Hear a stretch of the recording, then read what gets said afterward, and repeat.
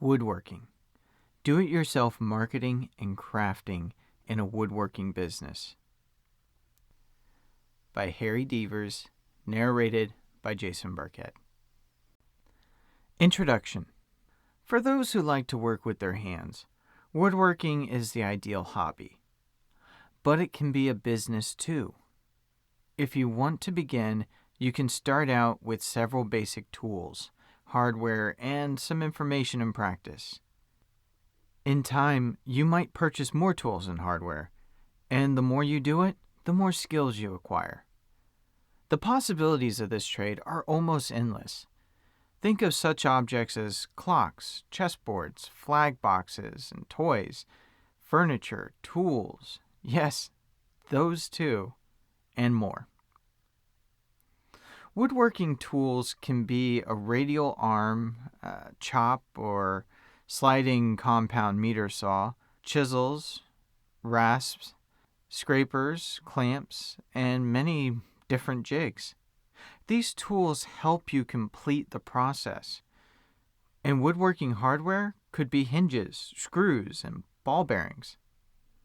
Once you have the tools, you have to decide on the wood type you will use. Some people swear by doing the same project over and over again until they perfect it. Others take on a more serious challenge and start a big project, and then move to another one when it's done. There are sources like videos, books, websites, and clubs that can aid you in your career or hobby. I referred to them in other books, but if you're reading the ebook version of this book, you can check out these websites for hundreds of laid out plans for you to take on a project. If you bought the ebook version of this book, you can take a look at them. 16,000 Woodworking Plans by tedwoodworking.com. The Angry Woodworker's Blueprint, Guide to Making Money with Woodworking Business. Cheap Woodworking Secrets, so you can find the cheapest tools and other stuff. Woodprofits.com, how to launch your woodworking business to make more than $90,000 per year. 9,000 Furniture Craft Plans. To impress friends, family, or those who are following your YouTube channel online, you can show off your handmade stuff or give gifts to someone as a token of friendship or appreciation. If you made it yourself, it might become more cherished and valued, since you put hard work and effort into it. Additionally, if you're working on big projects, your friends and family might ask you to build them a table, cabinet, break front, bed, or other furniture item. Maybe you could even make this a full-time business or side income. There are those out there who made six figures each year with woodworking, and I'm not saying that you will too, but the possibilities are out there, especially with the internet nowadays. Your hobby can turn into your passion and profession. It takes talent and perseverance to learn to perfect your woodworking skills. Woodworking is a beautiful art, although it may not be delicate as some artwork typically is. Creating nice items out of logs of wood and wooden boards is really something you can be proud of.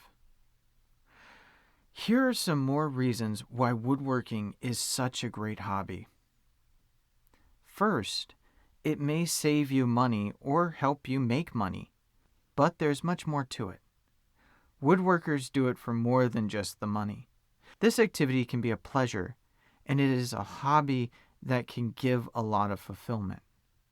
Creating something beautiful goes beyond the financial benefits, and it gives people a sense of meaning and purpose.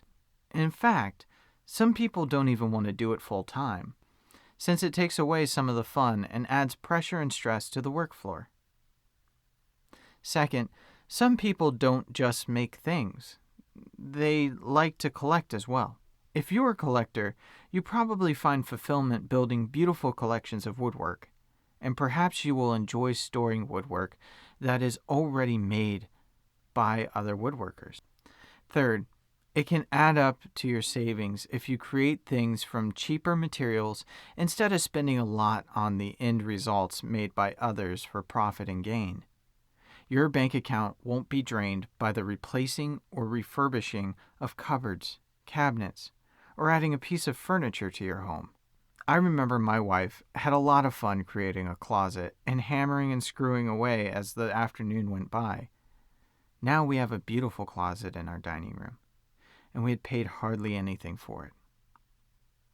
Whichever venue is yours, whatever you want to accomplish with your woodworking activities, I hope this book will give you some new insights and aid you along your path. Chapter 1: Technique and Lumber. You have to be the one who chooses the wood, and only if you have the proper knowledge of the different kinds of woods, you can make the right decision.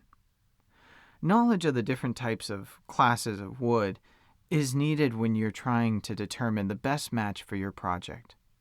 Although there are many kinds of wood in existence, every one of them has distinct characteristics. Be aware of this. Wood classes.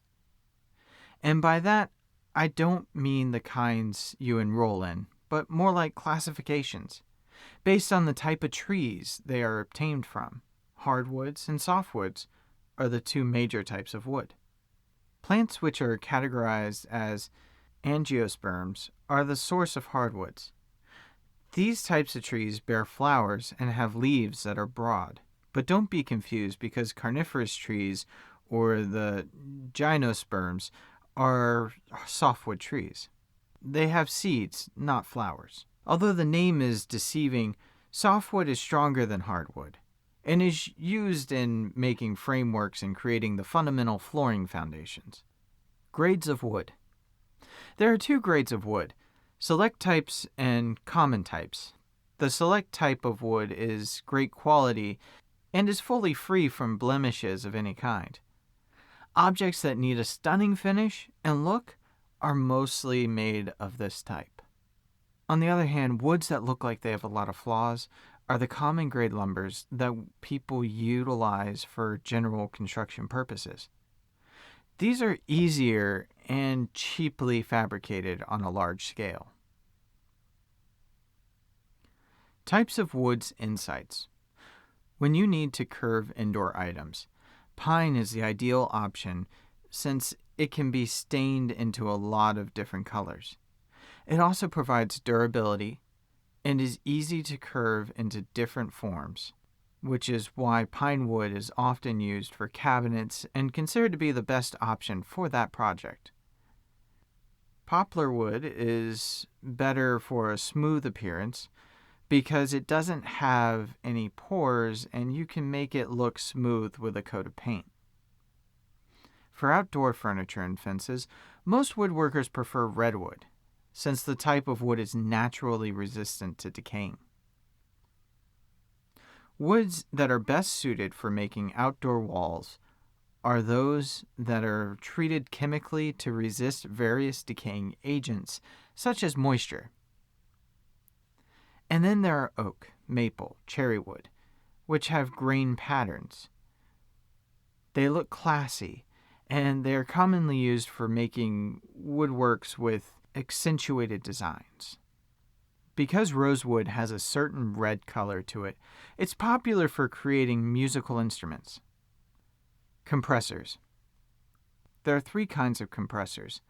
Small portable ones, such as the Porter Cable, Job Boss, mid-sized compressors like Campbell Hausfeld, which normally have wheels, and the large compressors that have fixed bases for shops and industrial sites. In terms of capacities, smaller units start around 1.5 horse, and larger units can exceed 6 horsepower motors. The pumps themselves are oilless or oil lubricated. The pumps are 1 or 2 cylinder and singe of 2-stage compressors. This may all sound very technical and overwhelming, but it is simpler once you get it a little bit. A lot of woodworkers don't have compressors because the terms intimidate them. Something to keep in mind is that the types of tools which are harder on air volumes are the ones that run unceasingly, like sanders, grinders, and cutters. Tools that need less cycling are those that run sporadically, such as nailers, staplers, in some cases drills or sprayers. This is one of the characteristics you should know about. If you want to use various constant tools, such as sanders, buffers, grinders, etc., you should consider a mid-size compressor or a large shop size one. The best thing to get is a 25-gallon storage tank and an approximate 4 horsepower rating. A Makita or Craftsman, for example. You should end up getting a 220 volt version too. In case you want to use various tools, some of them constant draw, like grinders, sanders, and buffers, you should get a large fixed base compressor, such as Campbell, Hausfeld, or Ingersoll Rand. These will have around 6 horsepower and a storage tank of at least 50 gallons. If you are just doing woodworking as a hobby, and if you're looking for a nailer or stapler, a small portable compressor is most likely the best thing to get. Manufacturers like Porter Cable or Delta will work well in your case. You should know what you will use the compressor for to determine whether or not to buy one, and which one. Then, it's also essential to know what the air tool rating is in PSI and CFM. That way, you understand which duty cycle you should buy. But then you should also look carefully at the air tools you are thinking about, since the same tool can vary a lot in the amount of compressed air it consumes. For instance, a series of 6-inch random orbital sanders have CFM differences of 8 to 24. That's not something to be ignored.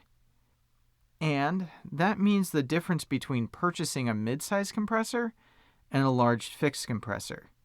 Do your research well, and you will not run into too many problems. A compressor and related air-powered tools can save you a lot of time, even if you're just messing around for fun. In many cases, a basic brad nailer is similar to having a second set of hands around and assembling and gluing projects to each other. You can use it for other things too. For example, you select a portable compressor, and then it's imaginable that you can carry this around to different tasks and assignments in the house for friends or other areas. I've done it myself, and it's not that bad. This is less of an option of the midsize and out of the question of the large units. But then the portables will not likely be suitable for sanders, buffers, so in the end, you will have to make the tough decision. But whatever you decide, just get a nice selection of tools designed for your compressor first. It will make your woodworking more fun, faster, and even more fulfilling than it is now. Chapter 2. Woodworking Jigs. If you've done some work around the house, you probably know why cutting or drilling without a jig won't work. And you will understand the value of a good jig. It can get pretty disappointing when you drill holes too deeply or the picture frame molding doesn't square up while you're doing the last gluing and nailing stages. Naturally, there have been disastrous routing or dovetail cuts that don't want to measure up when you think you are done. There is a solution, however, and that is to have the right jig available. Jigs don't have to be fancy, and they can be fairly cheap. Most times, you can create your own jig for similar jobs. But if you do woodworking regularly, or it's your full-time job, it might be worth investing in a high-quality assortment of jigs. It saves a lot of time, and in the long run, it can also save you money. If you can just afford several things to add to your workshop at first, then look at the following brief list of important jigs. A dowel jig, for instance, helps you cut dowel holes with exact diameters and widths. It's perfect in furniture making, where dowels hold together drawer fronts to the frame or for inserting tight-fitting legs into tables and chairs. The dovetail jig is another essential jig you should have. These kinds of jigs give drawers the professional touch. A desk of about 50 years old has usually been done with dovetail drawers. It's not for nothing that these desks still exist and haven't been broken yet. Dovetailing drawers makes them more durable and ensure that they function for decades or centuries to come. Hook up the dovetail jig with a dovetail job. Then you can make furniture like the pros. Router jigs are the kinds of jigs that can support wood when it passes through the saw and create the fine, ornate detailing of real smooth woodworking projects. The leveled edges of tabletops and drawer faces are created in a precise way for every side of the wood when you use a router jig correctly. Table saws and meter saws. Usually, people first purchase table saws and meter saws before they buy any other kind of saw, but eventually, many woodworkers end up having multiple saws. When you buy one of these saws, I would advise you to take the following things into account. Table saws are available in 120 to 240 voltage. A saw of 120 voltage will run on normal household current, while a 240 voltage saw needs a dedicated circuit that can be run by an electrician. A saw with 120 voltage has adequate power for a lot of home workshops out there. More experienced woodworkers usually go for the higher powered saw. Aside from the strength of the motor, you need to think about the direction of the tilt and whether it is left or right. Another aspect is the collecting of dust. Table saws have an annoying habit of creating a lot of dust. This is not just a pain to clean up, but it can be dangerous as well. Search for a fence you can use easily. It should be adjustable and exact. The meter saw comes in handy when you cut angles fast and accurately. There are so many meter saws for sale that I won't even go into all the different brands or types. Anyways, go over some reviews or try to figure out the main difference by listening to what the sales rep at the store has to say about it. Meter saws are better for large tasks, like replacing the trim on the house or furniture projects. You can use meter saws on a stand or on the floor, but a stand is easier when you have to cut a lot of wood.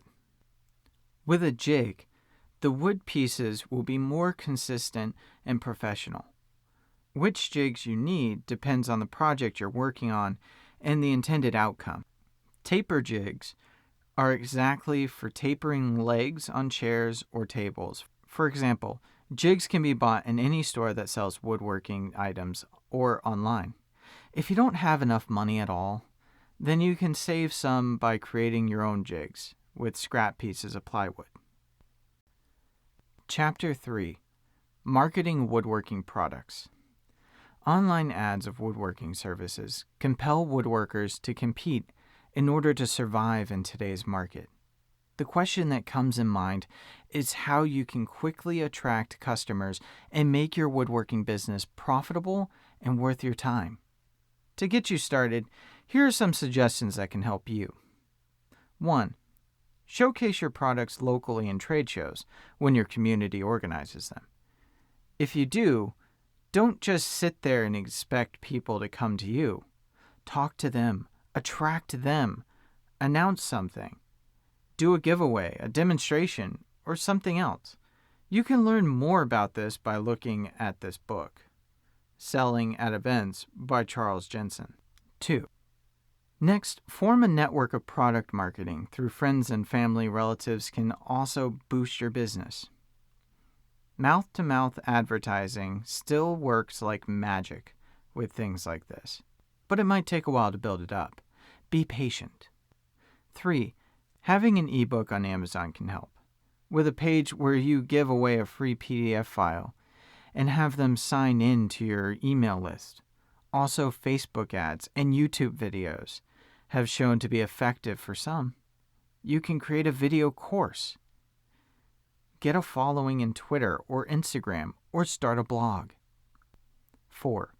Although many people hardly appreciate the time and effort spent in creating woodworks, some people are actually interested in things like that. When they see how you do it, however, this may be more attractive than the simple end result. 5. Another idea is to create internet woodworking shopping websites. You can set up an e-commerce store and sell your woodworking products here. You have to know your market. Some people know nothing about pricing, and it's essential to do some research on how much you can price an item to get the top dollar for it. Many woodworkers ask the question, I love to do woodworking products, but I don't know what kinds of products are in demand. Unfortunately, there is no one answer to this. Some woodworkers get away with selling something that another woodworker can't get rid of. If one woodworker, for example, can sell a $50,000 kitchen cabinet set, doesn't mean that Joe, the woodworker on the other side of the town, can sell $4,000 entertainment centers. And perhaps Lucy, his enthusiastic wife, loves to create birdhouses, but there's no market for it. The best thing to do is to begin with what you have and what you are already good at. If you know what you're doing, at least your products will be of high quality. Another tip is to stand out. If you're doing what everyone else is doing, then you're not going to be the go-to guy for customers. They won't care if they buy it from you or another person. I remember going to different tourist destinations across the world. One of such was Costa Rica. When we arrived at a particular viewpoint, the souvenirs were lined up on tables in front of a beautiful mountain. I could easily tell that the vendors had no idea about supply and demand and unique selling points. I bet a truck came there every month and dumped the same items there, only to have them be distributed across the vendors. In Italy, I saw the same thing. Why would I buy it from one vendor if the one next door had the exact same item? The only difference, sometimes, was haggling over the price, nothing more. Sometimes woodworkers just start working without doing research. One thing I could do is to read articles online about it, following a few woodworkers' YouTube channels, or look at prices and sales on eBay. I think eBay is a wonderful place for selling handcrafted items, as well as Etsy. On both those sites, you should begin an e-store and find out what people are selling, what the price is, and see if you can make something better to target the market. Typically, woodworkers that sell their own handcrafted items are not targeting the masses. The majority of people who want something simple and care more about pricing than expertise or uniqueness are the ones that go to Walmart or Amazon. You don't want to get involved in that. There is no way to compete with their pricing, and pricing shouldn't be the one thing you compete by. Instead, high quality can easily persuade a smaller niche market that is looking for something reliable and is willing to pay a lot more money for it, so they can brag to their family when they enter their home. For example, one woodworker told the story of his passion of making entertainment centers. Since stores like Sears and IKEA sold their entertainment centers for less than $400, he was devastated by the money he got for his time. It wasn't doable. After a while, he figured out there was a small group of customers who didn't want a cheap entertainment center and rejected all the ones in the stores. The woodworker somehow found them, contacted them, and charged them $1,000 for a unique custom-made entertainment center that matched their wishes. Sometime later, he kept doing that and discovered that customers were even willing to pay $5,000, $10,000, or even $20,000 for an entertainment center, as long as it was custom made. That's the kind of stuff you cannot sell on Craigslist or a flea market. You have to let go of the cheapskate market. They are not interested in quality or handicrafts. They want something fast, low-priced, mass-produced, and from the stores. You have to dive deeper into a specific niche. Here are some more ideas. 1. Several wood crafts could be more suitable than others, which depends on where you live and what you want to sell locally. 2. You could think of specializing in creating simply one of them or choose a broader category. For instance, build children's toys like derby cars as well as cradles. 3. Try to find additional ideas in a high-selling category to create diversity, both in terms of product and price range. Toys. Sometimes woodworkers enter the children's toys niche.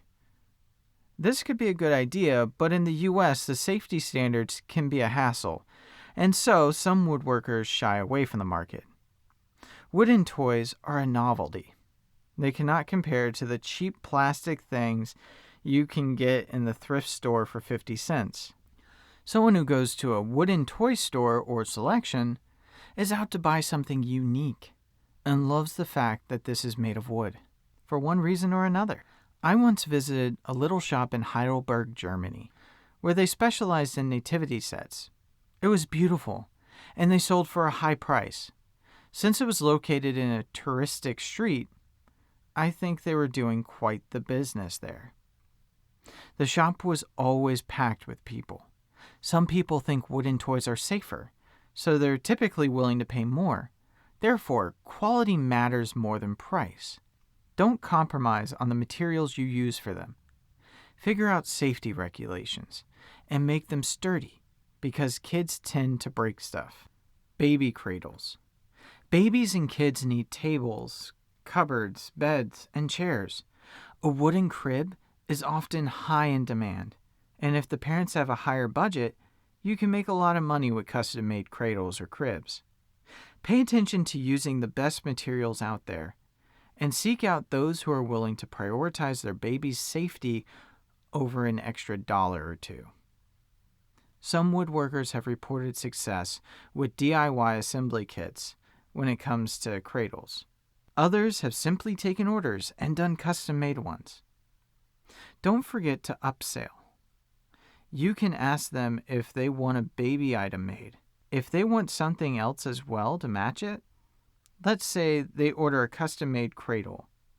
You can ask them at the end if they would like a custom-made cupboard or baby changing board made with the same material or in the same style or color. Many people love it when their furniture matches, even if it's just in a baby room. And you can make use of that. It's like McDonald's asking you if you want fries with that. Other items. Some woodworkers say bookcases are an important item.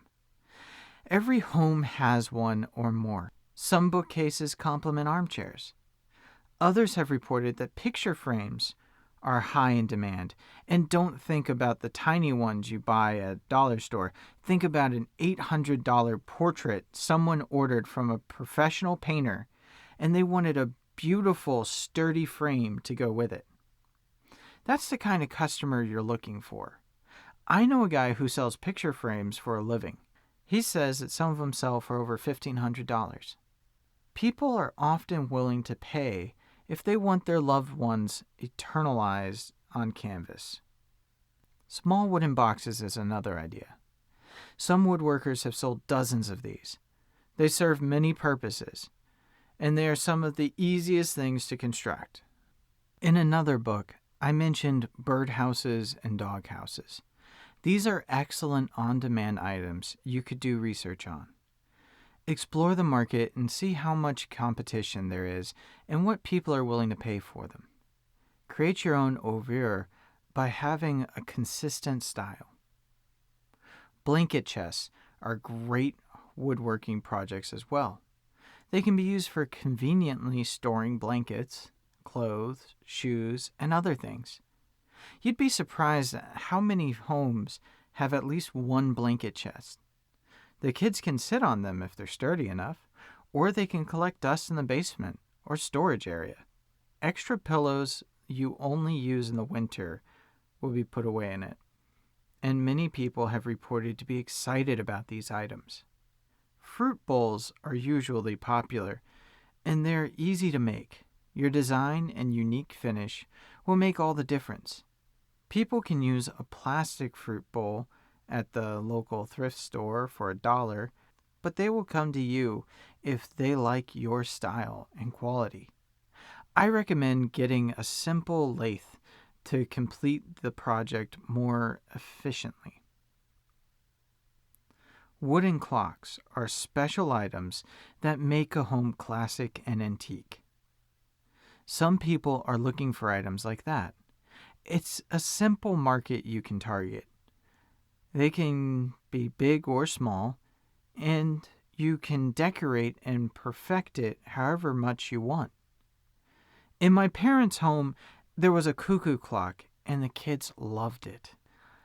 You can also create wooden spoons or ladles or other utensils, plates or kitchenware, with a lathe. You should be able to do these fast, but customers might be willing to pay for it a bit more than they would on an average spoon from the supermarket. Final tips for marketing. One of the most popular websites, as I mentioned before, is Etsy. This is a platform you can use to sell handcrafted items. And people are specifically looking for the kind of stuff when they go to this website. At first, it might be slow, and don't expect to have it skyrocket until you figured out some basics on keyword ranking, presentation, and categorizing your items. There are books, blogs, and YouTube videos about this that talk about selling on Etsy more specifically, and I would definitely look into that if I were you.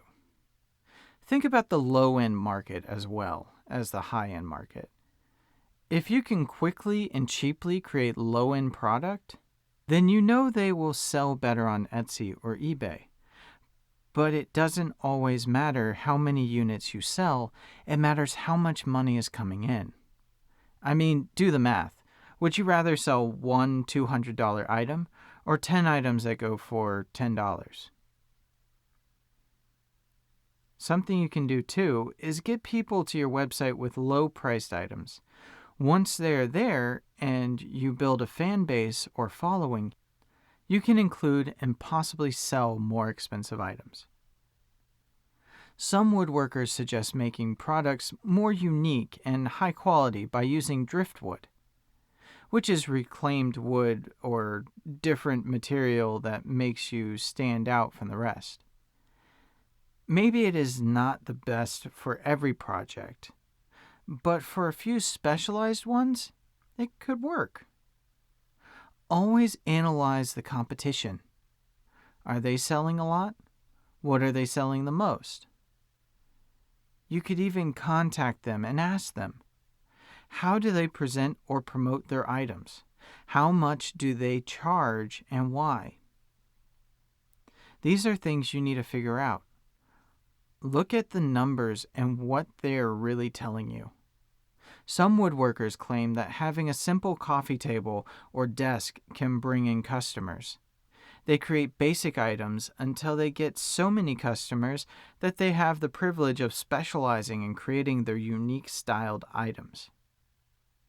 Nowadays, one of the best ways to reach customers is online, not in your own community.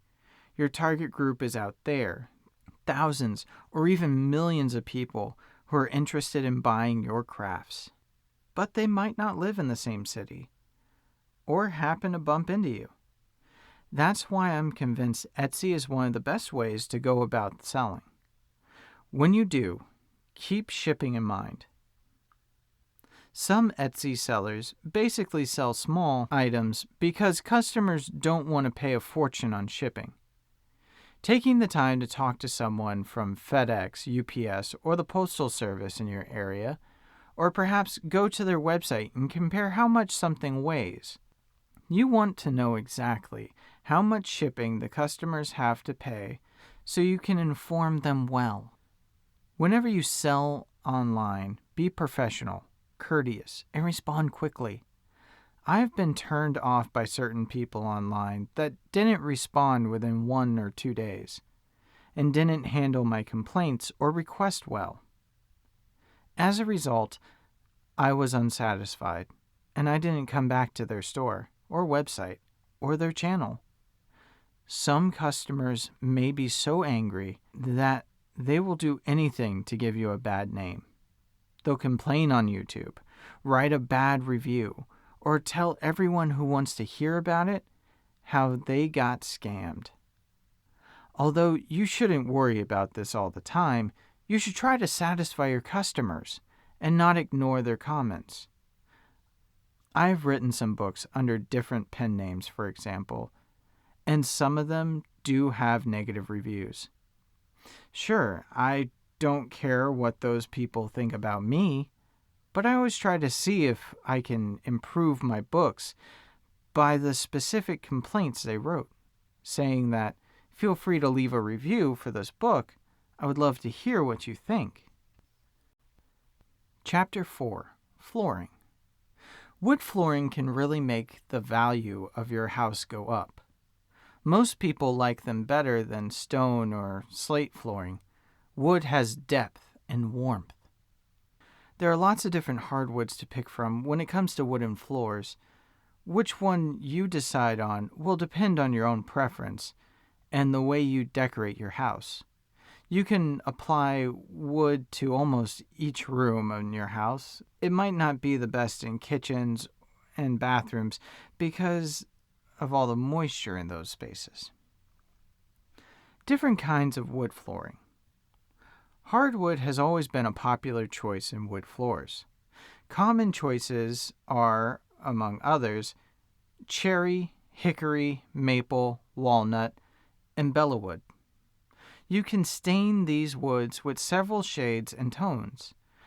The best thing, however, is to leave the wood as it is. The natural color is often the most polished one, especially if you pick walnut or cherry hardwood. Their color is often good enough to leave it that way. Once you have chosen the material, consider your finishing options. You may decide to purchase pre-finished wood. This is already stained and protected with a clear coating. Pre-finished is generally more expensive, but saves a significant amount of time. Another possibility is to install the floor and finish the wood afterwards. It's necessary to sand, stain, and urethane the floor. Once you apply every coat, the floor has to be sanded. It can take up to a few days for this to be complete. The more coats of urethane you need to have, the better the surface will be protected. Then there's distressed or reclaimed flooring. This means we are talking about floors that do not have a smooth texture. Still, they look good and unique. Another important benefit is that they don't reveal scratches as often as urethane floors.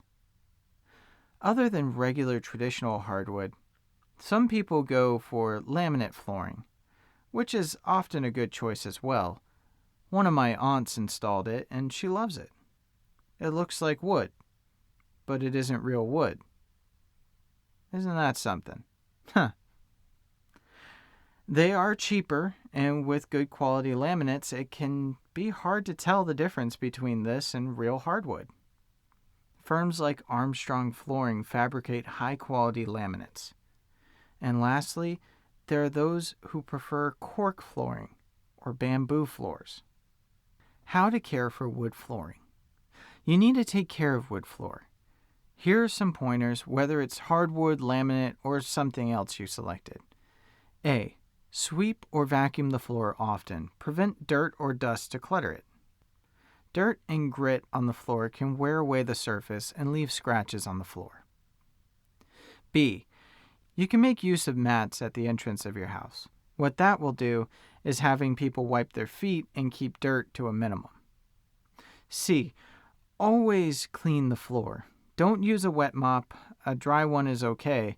The floor shouldn't get too wet, because an excess of water can seep between the slats and damage your floor, and that can cause warping. Damage the surface or cause water to become trapped underneath the floor. It can also result in damage to the backing and mold can grow underneath the floor. You don't want all of those things, so keep it clean, but not wet. That's the basic message here. Chapter 5. Finding contractors. Hiring somebody who does your woodwork is a lot easier than hiring a general contractor. You won't have to redo your entire home this way. There aren't many guidelines out there on how to hire the most eligible contractor for this work. The number one thing is to know exactly what you want and have an image in your mind that you can convey to another person. Just create a draft, make notes, try to draw something. Anything that will clarify it. The more you explain, the smoother communication will be.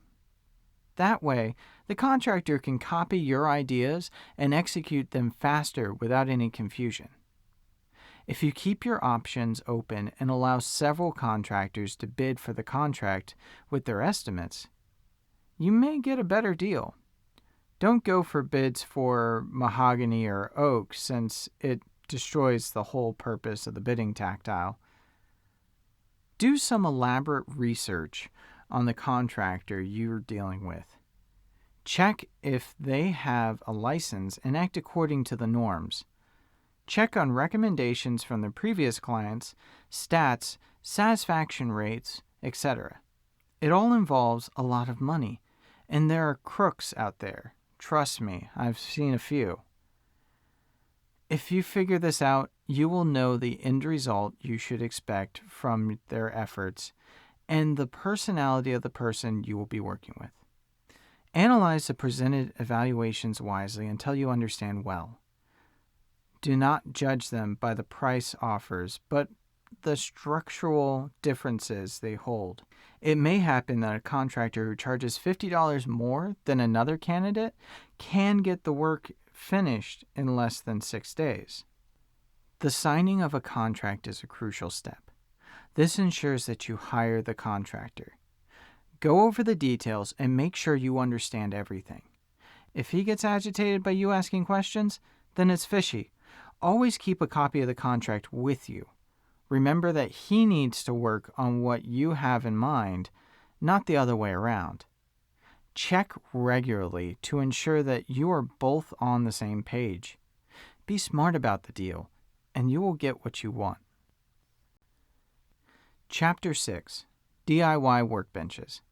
You, like any other woodworker out there, can definitely use a garage workbench in your workshop. When you have it, you can complete projects more easily and more accurately. There are a lot of pre-made workbenches for sale, but there are also woodworkers who make their own, and it's perfectly doable. Workbenches for the garage. Workbenches are available in a wide variety of sizes and styles. Benches have been valued as excellent for woodworking, crafts, and various other household projects. They are available at many home improvement stores. If you want to build your own, you should be able to find plans in books and on the internet with instructions on how to create the best workbench to fit your desire. Typically, table workbenches are made of heavy-duty materials, so they can stand up to regular use. Most models have a hardwood top with metal legs. Tabletops can sometimes be made of steel, too. Cabinet-styled benches always have drawers or cabinets in the spaces beneath the tabletop. This can come in handy for using some space that would otherwise go to waste. Some have a pegboard backing that is perfect for hanging hand tools. You don't have to dig in drawers or a toolbox to find what you're looking for. A power strip bench can be great for using power tools. They come with up to 9 outlets and a strip with a heavy-duty power cord. They also have current protection to prevent overload. These can be 6 or 8 foot benches. Some have a tool caddy to hold smaller tools. Building a workbench. Thinking about building your own workbench. There are kits available everywhere to create your bench. When you get a plan, make sure you cut the plywood according to the directions and make your cuts straight. Putting the workbench in the garage can save you some space. A workbench is made of a bunch of tools and instruments that aid you in curving the woods and complete woodworking projects. Ingredients required for a workbench include polyurethane glue and varnish, wood planks of 2 by 4 foot dimensions, 16 feet long maple wood strip, sheets of hardboard to make drawer bottoms, screws, drilling machine, a circular saw, screwdriver, pine boards, maple plywood of 8 by 4 foot dimension and of 3/4 thickness. Here are some steps to complete the project. 1. The maple wood plank needs to be hooked up to the wall studs first. You could use a level to make sure that the proper positioning of the plank is maintained. The plank has to fit circa 3.5 feet above the floor with 2.5-inch screws. Always remember that the garage is there to have a car stand there, so the workbench shouldn't take too much space. 2. The second step includes fixing the shelf brackets with the strip of wood using 1.5-inch screws. The top bracket needs to be in level with the top of the upper strip. Another piece of plywood must be fitted against the lower part of the bracket. Now the 2 strips of wood with rows of brackets 2 feet away from each other combine into a space-saving set of shelves. 3. Next, the 2 foot by 2 foot plank should be cut from maple plywood. You can put a plank above the shelf bracket and screw the other with the 2 by 4 strip of wood above it. Then attach the other plank too. 4. And yes, even another plank of wood measuring 18 feet should be fixed with the shelf and screwed into the studs. 5. The plank must be attached with an adhesive and screws in a way that it is sturdy and hardy and can endure a fair amount of pressure. One warning. If you are a complete novice at woodworking, you should not expect to build a flawless workbench at the first go. It takes some experience.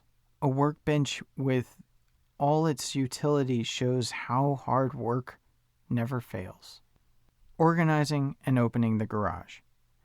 Your workbench needs some space, so in order to create that space, you should organize your stuff and declutter.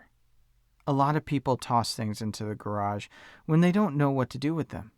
Before you start, get rid of everything you haven't used for a long time and don't see the potential of it in the near future. You can have a yard sale, donate some, and chuck away old paint or buckets. The walls of your garage have a lot of storage space.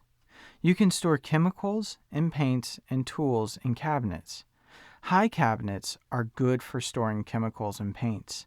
Sharp items can be put up high to keep them away from kids. You can look at locks if you have young children. We personally have them on some of our kitchen cupboards. Ha! You should see our little toddler yank on the handles to try to open them. It doesn't work, and only if you have a magnet, which we put in a high cupboard where she can't reach it. Locker cabinets are excellent for larger items. Drawers are good for organizing tools, fishing equipment, and other small items. Chapter 7. An emphasis on safety. Woodworking includes a lot of tools that could cut, drill, or scrape something else instead of the wood. To be sure that you don't get into an accident and lose your finger or your entire arm, it is wise to consider proactively practicing common sense about safety precautions so that you are having fun and don't live in fear every time you enter the workshop. Here you can find some of these tips. Woodworking and alcohol do not go well together. Just like drinking and driving is dangerous, woodworking and drinking alcohol is too. Keep in mind that you are handling mostly power tools with blades, teeth, drill bits, and other small, sharp devices. Alcohol dulls your senses and eliminates your focus, which you so desperately need when you're handling potentially dangerous equipment. Plan everything out. Envision what you will do before you do it. You cannot mess around and then change halfway. Measure, talk to yourself, double check, and then cut. You don't want to regret doing something to a piece of wood that you can't undo.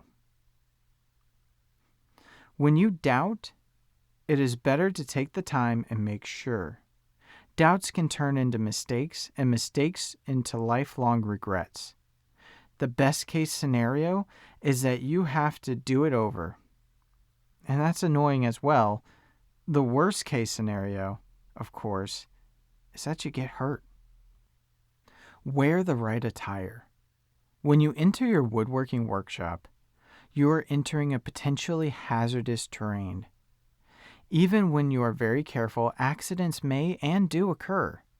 If you don't believe me, I dare you to look up worst woodworking accidents on YouTube.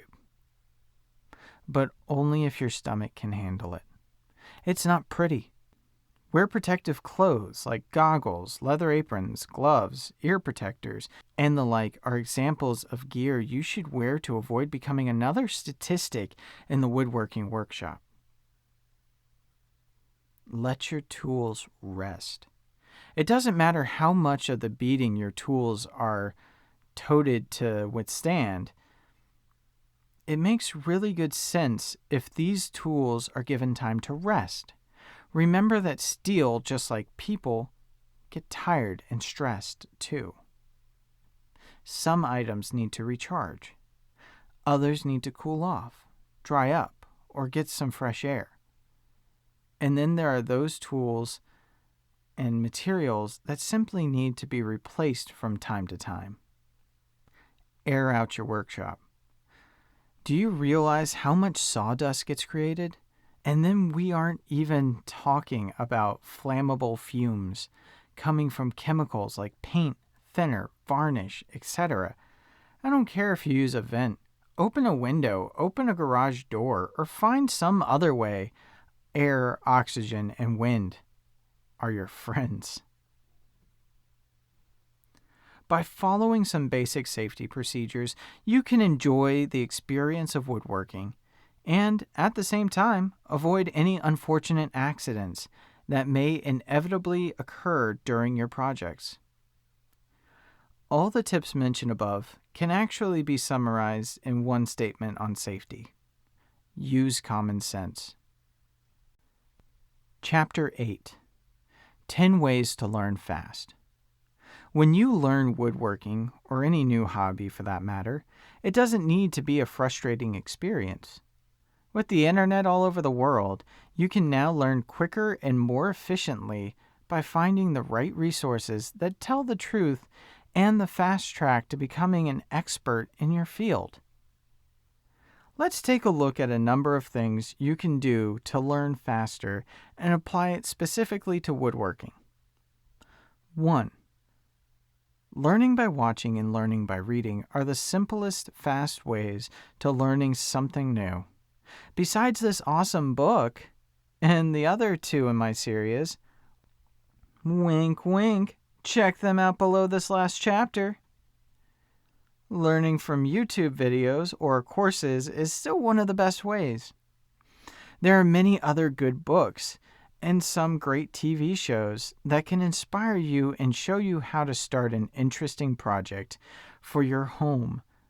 Some good shows on TV about woodworking are, among others, The New Yankee Workshop, PBS, The Router Workshop, Woodworks, and DIY, to name a few.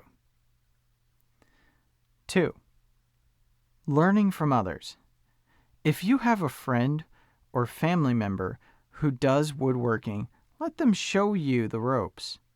Then there are communities, which your city or town might have, and then there are forums, Facebook groups, and online communities. My brother is into knife making, and he has discussions and gets insights from a specialized knife making enthusiast forum each day. 3. Make sure you always stay focused. There are so many people who waste their time and mess around. They delay their learning by wandering off and having their thoughts go blank. For a good book on this topic, check out this one, Focus: Proven Techniques to Improve Your Focus by Charles Jensen. 4. Look up websites, articles, and other online resources with some of the following keywords: I'm new to woodworking, I need help, power tools, wood turning, hand tools, home improvement, project specifics, jigs, tricks, and good ideas, furniture, hardwood, fastening and joinery, and dust collection. You can find forums, niche sites, and blogs about these topics. 5. Plans. Using plans is the best way to begin your woodworking activities. Just follow the directions and cut the wood to a cut diagram that is often included. They normally tell you which materials you will need, which kinds of tools you should use, and where to buy the additional hardware if necessary. Plans are found all over the internet. Again, if you have my ebook version of this book, you can take a look at a few. 16,000 Woodworking Plans by tedswoodworking.com, The Angry Woodworker's Blueprint, Guide to Making Money with Woodworking Business, Cheap Woodworking Secrets, so you can find the cheapest tools and other stuff, woodprofits.com, How to Launch Your Woodworking Business to Make More Than $90,000 per Year, 9,000 Furniture Craft Plans. 6. Purchase the basic tool set. There are several tools you don't want to discover in the middle of a project that you are stuck. I discuss those in a different book, but the basic principle is if you want to learn, you have to invest, either in knowledge or in tools. It's like that with everything, and that's okay. Because if you do it well, you will get a return on your investment. 7. Begin with easy stuff. Choose a few basic projects that are not too hard to do at first. Picking easy joinery is a great tip to making a simple project. By choosing an armoire with curved doors and dovetailed joinery, you may be in for a surprise. Details like those require the experience of advanced techniques and upscale joinery and woodworking activities. On the other hand, don't pick the traditional stupid projects you were forced to build in high school wood shop either. Choose something that you can use in your house as a good way to start, and it helps you add something cool to your living space. Look at the plans. Read through what you need to own and what type of joinery is needed. Simple shelves, cabinets, or stands, boxes, and small tables are fine choices for those first-time projects. These are fun and practical, and not as frustrating as, for instance, spice racks, sconces, and paper towel holders. 8. Advanced learning. If you really want to kickstart your learning and money is not much of an issue, you can always enroll in a woodworking school. There are several ones that you can find on the internet. These schools can be very basic, teaching you everything you should know, as well as very advanced. A lot of them require you to only bring yourself, since they are a fully stocked shop. Some include the price of a finished project that you actually build while you are in the school or class. This way you can learn from the experts just like that. Thanks again for buying my book. If you have a minute, please leave a positive review. I would appreciate it a lot. Thanks. I take reviews seriously and always look at them. This way, you are helping me provide you better content that you will love in the future. A review doesn't have to be long. Just 1 or 2 sentences and a number of stars you find appropriate. Hopefully 5, of course. Also, if I think your review is useful, I will mark it as helpful. This will help you become more known on Amazon as a decent reviewer and will ensure that more authors will contact you with free ebooks in the future. This is how we can help each other. Other practical guides: bass fishing, the How to Catch Bass Fish Guide, bass fishing, American secrets and locations to catching freshwater bass, fly fishing, guide of 50 tips to catch fish with flies, fly fishing, 50 extra tips to fish for salmon and trout, drawing cats with realistic pencil sketches, drawing dogs with realistic pencil sketches, drawing horses with realistic pencil sketches, and drawing faces with realistic pencil sketches. Disclaimer: this information is provided as is. The author, publishers, and/or marketers of this information disclaim any loss or liability, either directly or indirectly, as a consequence of applying the information presented herein, or in regard to the use and application of said information. No guarantee is given, either expressed or implied, in regard to the merchantability, accuracy, or acceptability of the information. The pages within this ebook have been copyrighted. This has been Do-It-Yourself Marketing and Crafting in a Woodworking Business. Written by Harry Devers. Narrated by Jason Burkhead. Copyright 2017 by Harry Devers. Production copyright 2017 by Harry Devers.